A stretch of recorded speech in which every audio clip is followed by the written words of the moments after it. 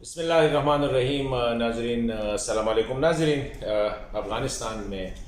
اس وقت جو صورتحال سامنے آ رہی ہے کافی حد تک وہ تشویشناک ہے، کیونکہ وہاں پہ امن کا جو عمل شروع ہوا تھا ابھی تک اس سے خاطر خواہ نتائج سامنے نہیں آئے ہیں۔ ابھی افغانستان میں جب حالات خراب ہوں تو ظاہری بات ہے افغانستان کے بعد اس کا سب سے زیادہ اثر جو ہوگا وہ پاکستان پہ ہوگا، اور پاکستان میں وہ علاقے جو افغانستان کے ساتھ سرحد پہ واقع ہے، اسپیشلی جو پرانے ابھی تو مرج ڈسٹرکٹ ہے، قبائلی علاقے جو ہے وہاں پہ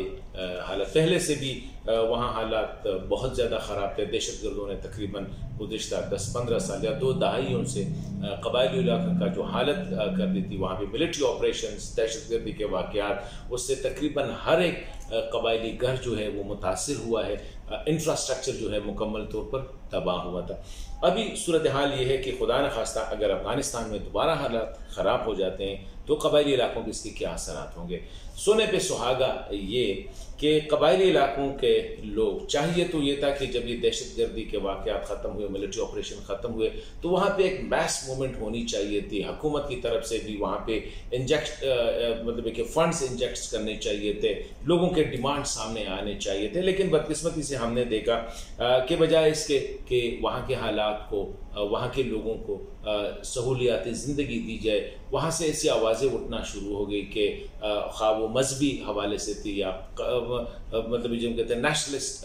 فورسز تھے، یا وہاں کے جو ہماری سیاسی جو قوتیں تھیں، بجائے اس کے کہ اکٹھے ہو کے قبائلی علاقوں کے لیے وہاں پہ ایک ایسی آواز بن جاتے کہ ان کے جو زخم تھے، وہاں پہ جو ان پہ جو بیماری یا جو آفت گزری تھی اس کا مداوع کیا جاتا۔ مطلب ہے کہ ابھی 2-3 سال یا 4 سال ہم نے اسی میں ضائع کیے کہ وہاں سے جو صورتحال سیاسی رہی یا مذہبی رہی، مطلب ہے کہ سیاسی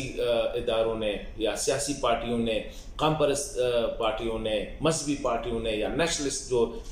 پاکستانی سطح پہ وہ کردار وہ ادا نہ کر سکے۔ تو میں اس ویڈیو کے ذریعے یہ اسپیشلی قبائلی علاقوں کا جو انٹیلیجنسیا ہے، وہاں کی جو ایجوکیٹڈ یوتھ ہے، وہاں کے جو مشران ہیں، ملکان ہیں، یا وہاں کے جو اور پبلک سروسز میں جو رہے ہیں یا سیاست میں ہیں، ابھی یہ موقع ہے کہ اس موقع کو ضائع نہ کرنے دے۔ ابھی جو صورتحال وہاں پہ سامنے آ رہی، خدا نخواستہ جس طرح امریکہ کی طرف سے کہا جا رہا ہے کہ اگر افغانستان میں حالات خراب ہوئے تو وہاں پہ داعش اور القاعدہ وغیرہ جو ہے وہ اکٹھے ہو سکتے ہیں۔ دوسری طرف پہ جو TTP ہے، تحریک طالبان پاکستان، اور افغانستان کے جو طالبان ہے، میرے خیال میں وہ ایک ہی سکے کے 2 سائڈ سے 2 رخ ہیں۔ تو اسی صورتحال میں ابھی ہماری سیاسی قیادت پہ بھی، ہماری مذہبی قیادت پہ بھی، ہماری جو قوم پرست سیاست ان پہ بھی یہ بہت بڑی ذمہ داری عائد ہوتی ہے کہ ان علاقوں کو ابھی کیسے ان عناصر سے، القاعدہ، داعش یا تحریک طالبان یا افغان طالبان وغیرہ سے جو ہے ان سے اس کو جو ہے محفوظ رکھا جائے، یہ ایک بہت بڑی کوشش ہونی چاہیے۔ اور وہاں پہ ابھی بھی جو آوازیں اٹھ رہی ہے یا ابھی بھی جو صورتحال ہے وہ لگ ایسا رہا ہے کہ ایک سائڈ پہ اگر اس وقت طالبان تھے تو ابھی بھی کچھ قوتیں ایسی ہیں جو کہ وہاں سے حالات خراب کرنے پہ تلے ہوئے ہیں۔ تو یہ میں سمجھتا ہوں کہ اس موقع پہ میں سب جو قبائلی اسپیشلی یوتھ ہے، قبائلی مذہبی رہنما ہے یا سیاسی رہنما ہے، ابھی ان کو حالات کا ادراک کرنا چاہیے کہ نیکسٹ ڈور یا ساتھ ہی گلی میں جو ہے افغانستان میں جو حالات خراب ہوتے جا رہے ہیں، ہم نے ان کو کس طرح کوپ کرنا ہے، کس طرح اپنے آپ کو پروٹیکٹ کرنا ہے،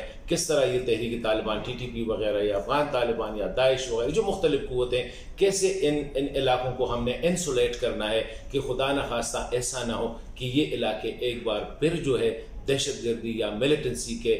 نرغے میں چلے جائے۔ تو یہ ایک بہت بڑی چیلنج ہے۔ میں اس ویڈیو کے ذریعے یہ پیغام دینا چاہ رہا تھا اسپیشلی قبائلی علاقوں کے عوام کو، اپنی سیاسی، مذہبی اور قوم پرست قیادت کو، کہ ان حالات کا ادراک ہونا چاہیے۔ ابھی ہمیں پہلے سے تیاری کرنی چاہیے کہ کس طرح خدا نخواستہ اگر افغانستان میں حالات خراب ہوتے جا رہے ہو جائے تو کس طرح ہم نے ان علاقوں کو جس طرح پہلے ہوا تھا اس سے بچانا ہے، ان کو انسولیٹ کرنا ہے۔